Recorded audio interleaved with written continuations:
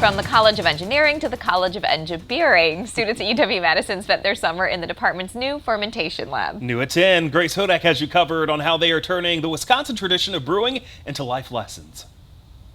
Under the fume hood in the College of Engineering's fermentation lab, you'll find the names of the students who brewed some of the department's first ever beer. Turns out it's a lot harder to do than I initially thought. It was a different train of thought than what I'm normally used to in my day-to-day research. Joshua Abraham is a graduate researcher and PhD student. He tells me before it was bottoms up for the lab, it was rounds and rounds of troubleshooting. It involved a lot of teaching on the fly, thinking on the fly in terms of learning a lot about how the brew process related to different chemical engineering principles, learning a lot of the jargon or the vocabulary related to the brew process. Another thing the lab had to deal with this summer was the weather. Experiencing the first tornado warning as the storms came through, the students actually happened to be brewing their own batch that night, and so they had to go and shut everything down, tuck themselves away, and then they actually managed to rescue the beer once they came back to the process, and it came out pretty tasty. Professor Brian Flager says what's taught in the classroom is nowhere near the experiences had in the lab. We can produce theories and teach students theories to do calculations,